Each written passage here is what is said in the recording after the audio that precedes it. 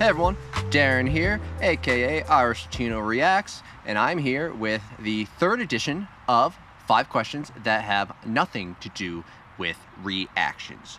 So let's get right into it, shall we? The first one is from a YouTube comment. Little dark and morbid. You are sentenced to be confined alone for 10 years and can have only one book, one food dish, and one beverage during your confinement. What are they? I'll start with the food and the beverage because they're a little more boring. The food will probably be white rice. I love rice, especially white rice. In general, obviously, more often than not, it's soaked in whatever sauce from the dish I have the rice with, whether it's a ginger sauce or a peanut sauce, and just scooping up. Sometimes that's the best part of those Thai meal dishes or Indian dishes, is not like the protein or the vegetables. It's when all that's left is rice and the sauce, and I'm just, I love that. Might be the best part of the dish. But this would, of course, just be white rice, and I don't believe that there are any unhealthy effects of only eating white rice straight. I feel like it's one of the better choices out there, but I haven't done any research. You guys let me know if that's true. The beverage, okay, I mean, who wouldn't choose water? Like, I wouldn't choose any type of juice. I don't even drink juice much in my normal day-to-day. It's too sugary. Soda, that'd be a horrible choice. Like, maybe part of my brain wants to choose beer, but like, if all I had to drink was beer, I would not make it 10 years. But maybe that's my strategy. Maybe I wouldn't want to make it 10 years knowing that's how long I would have to be confined more for. Give me the beer, give me the Miller High Life, and let me last for just 2. Now, finally, the book. I thought about this. I have an answer, but let me quickly think if there's any other one. It would have to be a book I have read before. Like, nailing a book you've never read and then loving it would be the balls, but that's not really what this question is about. So mine would have to be Lord of the Rings, Fellowship of the Ring. And if you guys saw my most recent video talking about religion and Lord of the Rings, it's kind of funny that I'm bringing it up here again. I think it is the best out of the 3. If I could have all 3, if I could have the trilogy, then that's an easy answer, no problem. Every time I read The Fellowship, I pick up something new. Council of Elrond is the longest chapter of any of the 3 books, and that's great. I always pick up something new just from that one chapter. So it's so dense, and yeah, I think my answer would have to be that. All right, question number 2. If you had to live in a culture other than where you live now, what culture would that be? This, of course, excludes... I'm excluding America, of course, and I'm excluding all of Europe. That's kind of a cop-out. So my easily would be Southeast Asia. Probably Thailand or Vietnam, because I've been to both of those places.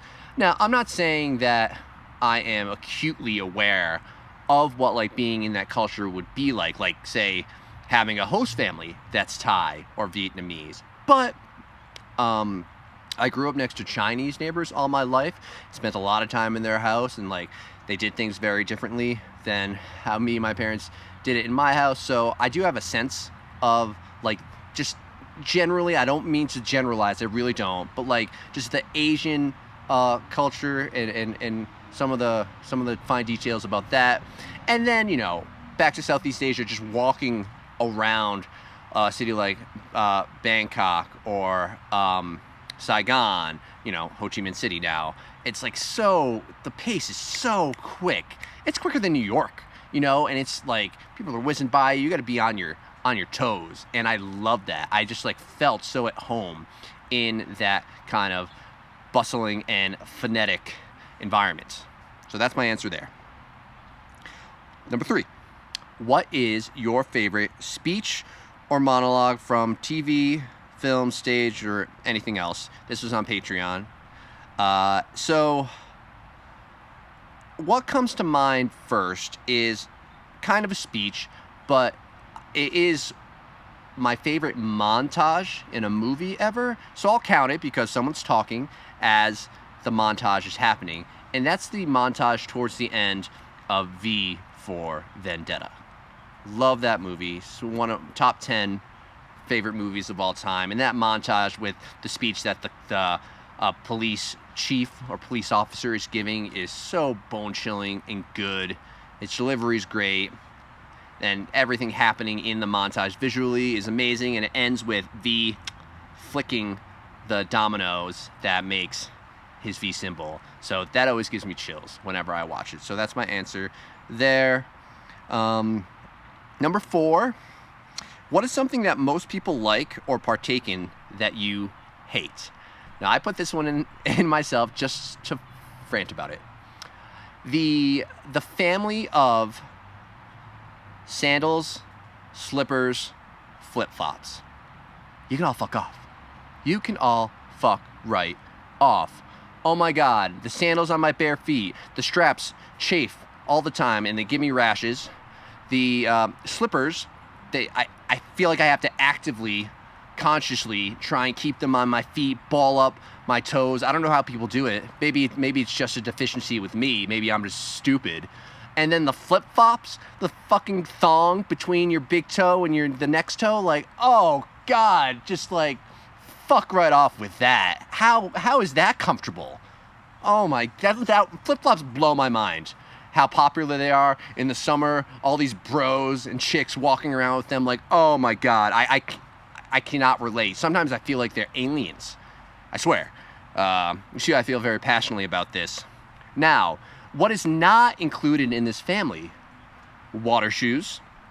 I think water shoes are essential. I just was wearing them the other week when I was in Missouri and we were swimming the lake in Table Rock. And yeah, they were great. So your feet don't hurt on the rocks.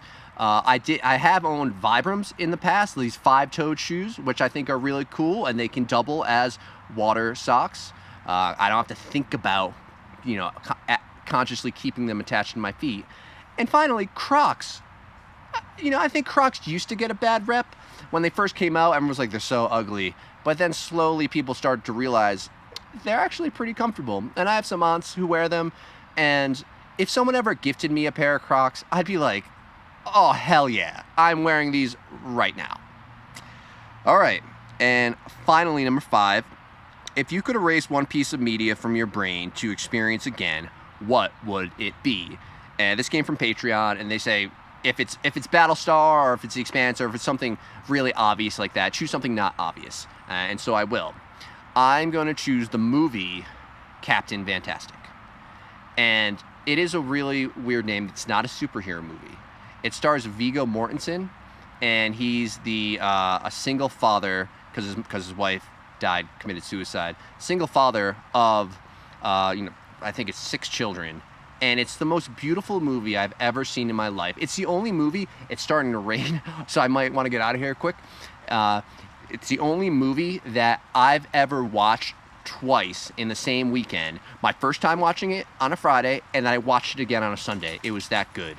And it's probably top 3, definitely top 5 favorite movies of all time. And it's never talked about. I don't think its name does it any favors. I hate the Captain Fantastic. It doesn't even really come up in the movie, but it's such a good movie. I cannot recommend it enough.